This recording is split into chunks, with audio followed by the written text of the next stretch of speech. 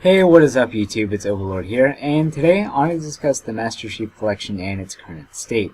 Now, I have made some videos in the past about this game and its awful problems, but I really wanted to break it down and discuss some of these reasons as to why it's in the state that it's in, show you a few problems, and give you a few ideas on how to fix it. So, the Master Chief Collection still has quite a few problems, ranging from uneven teams being put into a game together, where one team has 2 members and the other happens to have 6, or your shots just won't register despite the fact that you emptied a whole clip into the enemy. It's been almost 4 months now and the game hasn't seen any major improvements in the netcode, the team balancing problems, or even the time it takes to find a game.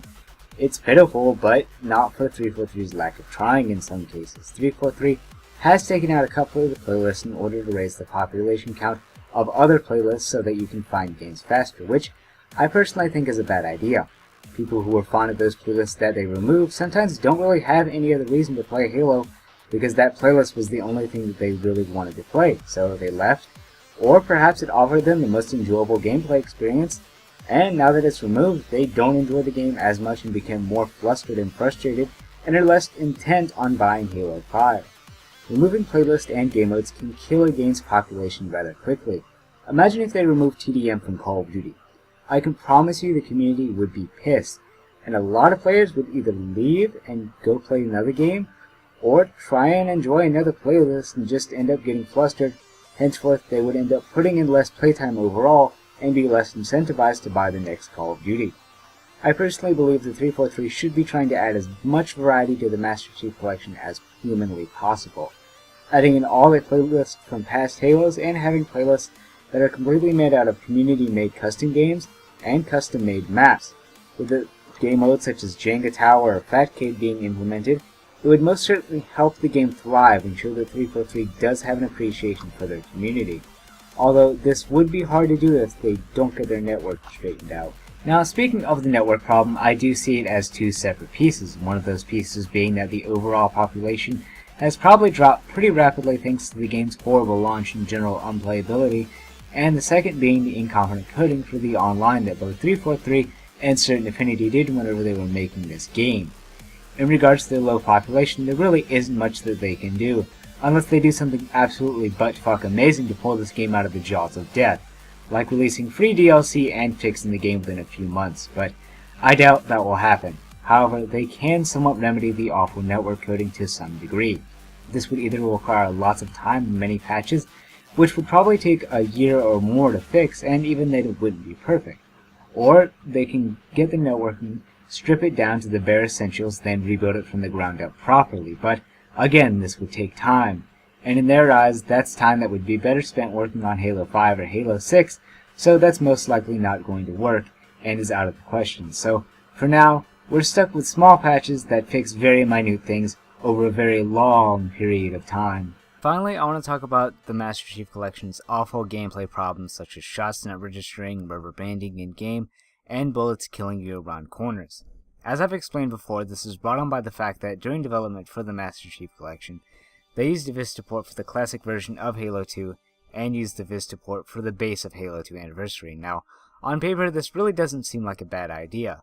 It takes less work to remake because they don't have to drag files off of an Xbox onto a PC, then back onto the Xbox One. However, they failed to look into the game and its problems. The Vista port for Halo 2 had lots of issues that we see in the Master Chief Collection, such as shots not registering, melee attacks not connecting, rubber banding despite minimal lag, and quite a few other problems. When they were porting this game over, they should have seen these problems and should have fixed them right then and there. Or they should have simply went the extra mile to port the Xbox version to the PC and then onto the One. This simply would have saved a lot of time and frustration on so many players' behalves, and would have earned 343 the trust of the community. However, they failed to do this, and in doing so, it has caused lots of people to leave this game and be less incentivized to buy Halo 5.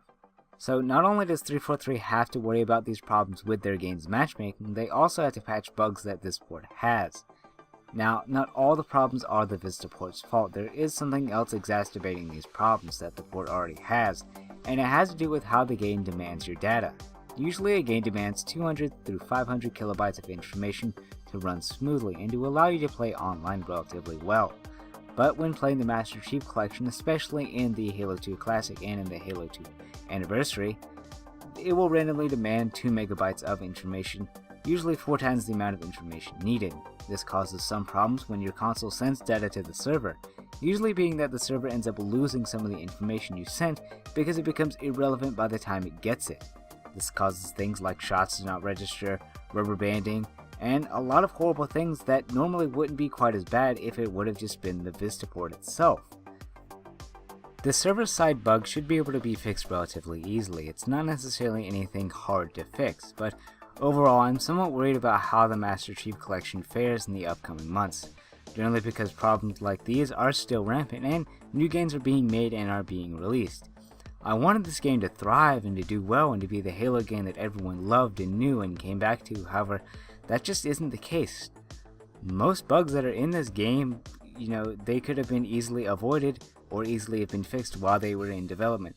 The developers had to have knew while they were redoing all this stuff what the bugs were. If you're going through a giant pile of code like this, you generally see problems like these, and you generally know what said code is going to do whenever you put it into an online area.